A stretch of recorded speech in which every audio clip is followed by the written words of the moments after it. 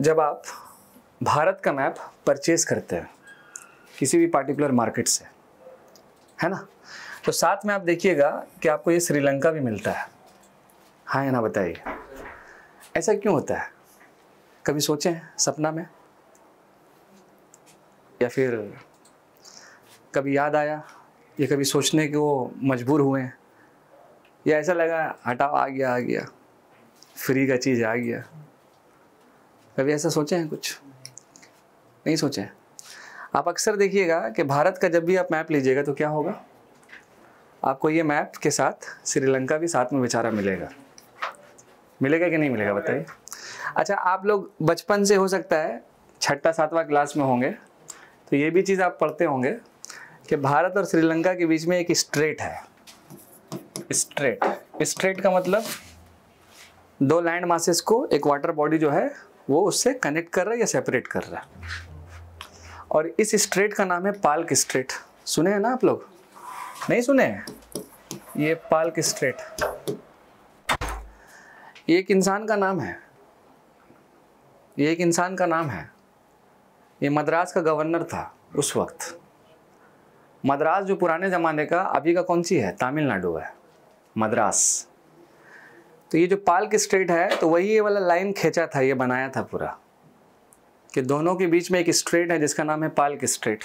लेकिन हम आपको क्या बोले क्वेश्चन में, कि भारत के साथ श्रीलंका का मैप मिलता है। एक छोटा सा एक्सप्लेनेशन है जो हम आपको बता देते हैं।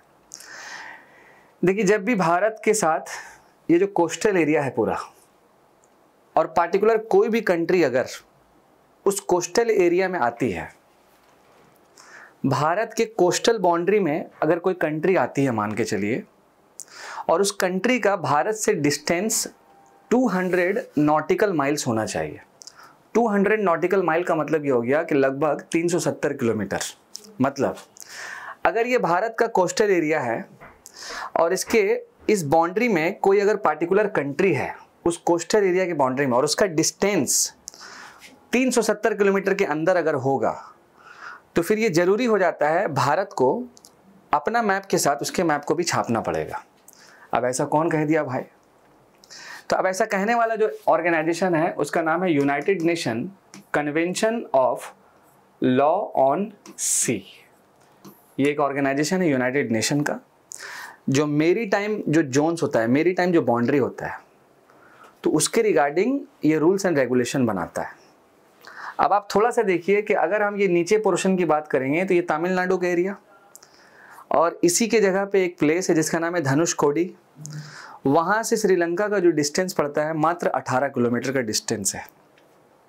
तो अगर अपना भारत मैप छापेगा तो यूनाइटेड नेशन का लॉ क्या कहता है, वो जो समुंदर वाला लॉ बनाया है कि 370 किलोमीटर और लगभग 200 नॉटिकल माइल्स के करीब में अगर आपका कोस्टल बाउंड्री शेयर हो रहा है तो क्या कीजिएगा, आप अपने मैप के साथ उस देश का भी मैप को छापना पड़ेगा।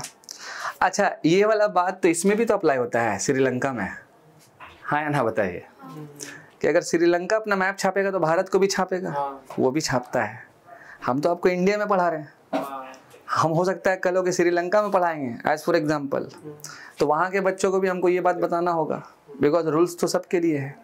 आई होप आपको ये पॉइंट क्लियर हुआ होगा।